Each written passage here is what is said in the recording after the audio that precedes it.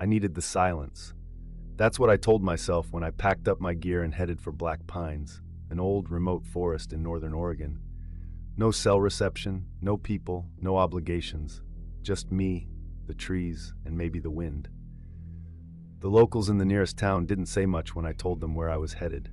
One older guy at the gas station just stared a little too long. "No one camps up there anymore," he muttered. I laughed it off. The entrance to the trailhead was overgrown, like nature had been trying to take it back. The kind of place that feels like it doesn't want to be found. But that's exactly what I wanted. Solitude. By the time I reached a small clearing, a hollow surrounded by towering black-barked pines, the sun was bleeding orange behind the hills. The trees blocked most of the sky, but I set up my tent quickly, made a small fire, and let the quiet blanket me. The only sounds were the occasional snap of a branch in the distance and the whisper of wind through needles. That first night, I slept like a rock. The second night was different. I woke up around 2:47 a.m. I remember the time because I looked at my watch, confused as to why I was suddenly wide awake. The fire had died, but I could still see faint silhouettes of the trees through the tent mesh. That's when I heard it, a soft shuffling. Like someone walking barefoot through dry leaves, slow and deliberate. I froze, heart pounding. The sound stopped just outside the tent. I held my breath, listening for anything, breathing, footsteps, something, but there was only silence. I lay like that for what felt like an hour until I finally passed out from exhaustion. The next morning I convinced myself it was a raccoon or deer. Nothing strange, nothing human. But I still kept my knife on me all day, even while boiling coffee. That afternoon I wandered farther into the woods, looking for a stream I thought I heard the day before. Instead, I found something else. A tree.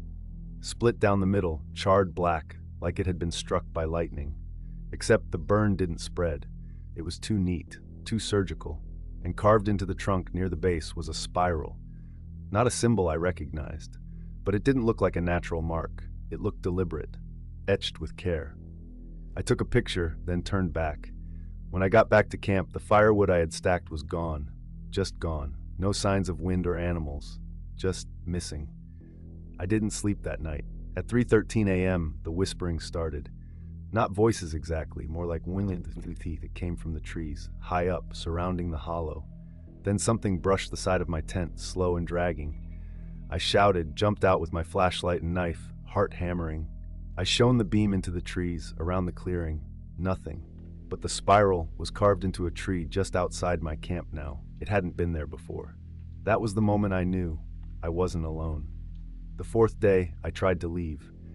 I packed up in a rush, following the same GPS trail back to the car, except it wasn't the same. The path was wrong. The trees, rearranged. A tree I'd marked with orange tape was gone, or never there. I circled for hours. I found the hollow again by accident, but this time there were 3 more spirals, carved into different trees. That night, the whispering came inside the tent. It said my name, not once.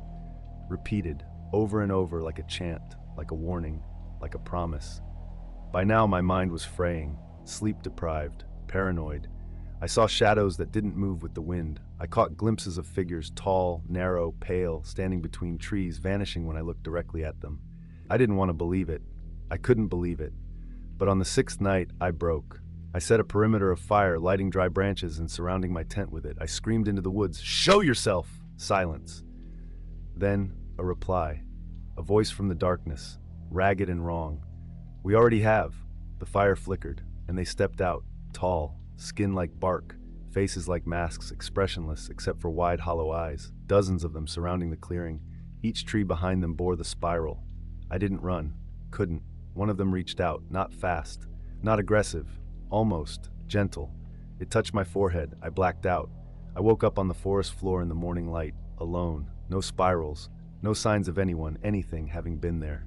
Just me, and a small spiral burned into the back of my left hand, like a brand.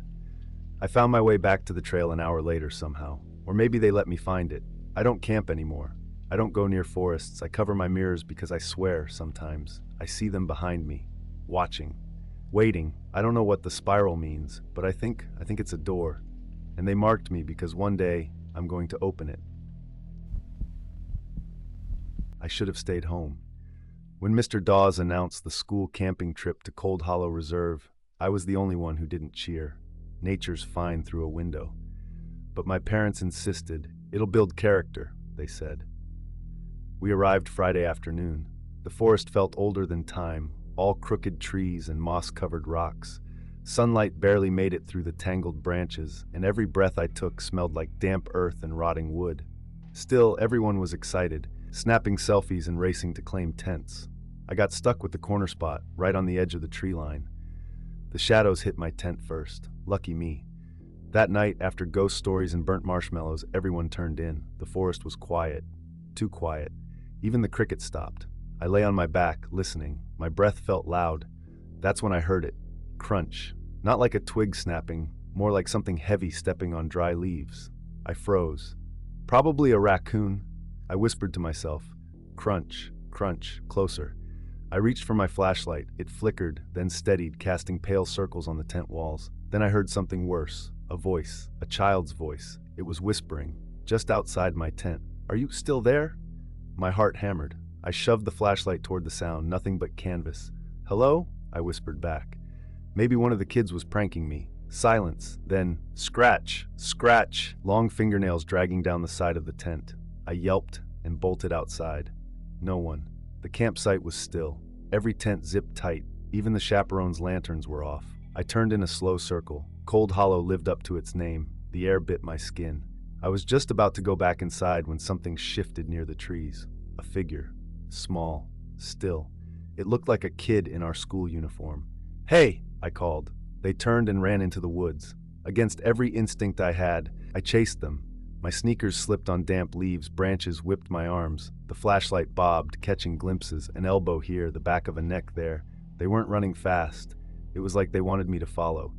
I reached a clearing and stopped. A ruined stone building stood in the moonlight, collapsed roof, moss-strangled walls, its doorway yawning open like a mouth. The kid was gone, but now I heard more whispers, all around me, surrounding me. Still there. Still there. Stay with us. My breath came in gasps. I turned to run and saw her, the girl from the woods, except now she was inches from my face. Her skin was gray, lips cracked, eyes wrong, too wide, no whites, just darkness. You heard us, she whispered. Now you're part of us. I screamed. Darkness slammed into me. I woke up in daylight, back at the campsite. My tent, unzipped. The forest buzzing with normal sounds again. Birds, bugs, laughter. Was it a dream? Dude, where were you last night? Marcus asked. Your tent was wide open, and you were gone. I told him it was a bathroom trip. He didn't press, but I knew what I saw. That night I stayed up, hugging the flashlight. Nothing happened. But before we left Sunday, I wandered into the woods, just to check. I found the clearing.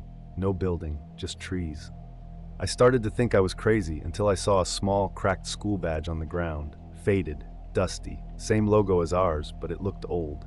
I picked it up, turned it over. A name was scratched into the back, Ellie Marsh. That name was on the memorial plaque in our school hallway. A student who vanished on a camping trip, decades ago. They said she was never found. I think I know why. I still have the badge. Some nights I hear whispers when I try to sleep. I'm not going back to Cold Hollow, but something tells me I never really left.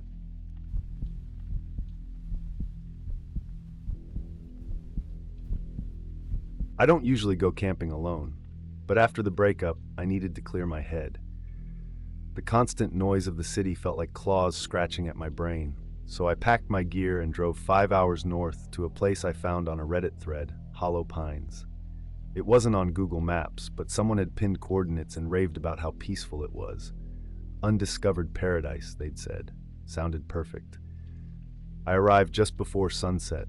The trail was overgrown, barely visible, as if the forest didn't want me there. Thick pine trees hunched like old men around the path, their branches clawing at my backpack. Every few steps, I had to swat away webs I didn't see until it was too late. My flashlight flickered once. I told myself it was nothing. Finally, the forest opened up into a small clearing with a perfect circle of grass, not a weed out of place. Dead quiet. I set up camp in the middle, tent, fire pit, even a small hammock I'd brought for stargazing. It should have felt peaceful. It didn't.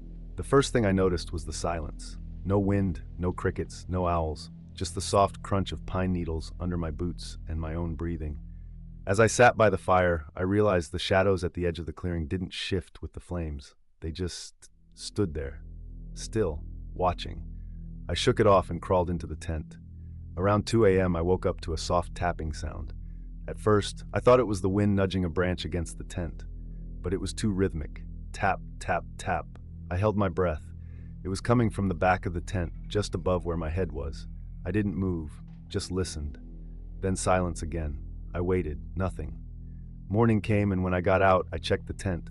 No branches nearby, no footprints, just those same still shadows at the edge of the trees, as if they hadn't moved all night. That day, I tried hiking deeper into the woods. My GPS kept glitching out, switching time zones, spinning in place. I gave up after 30 minutes and turned back. When I returned, something was off. My hammock had been taken down and neatly folded next to the tent. I hadn't touched it. I froze, scanning the trees, but saw nothing. The shadows seemed closer now. The pine trees didn't rustle, they watched. That night, I lit a bigger fire.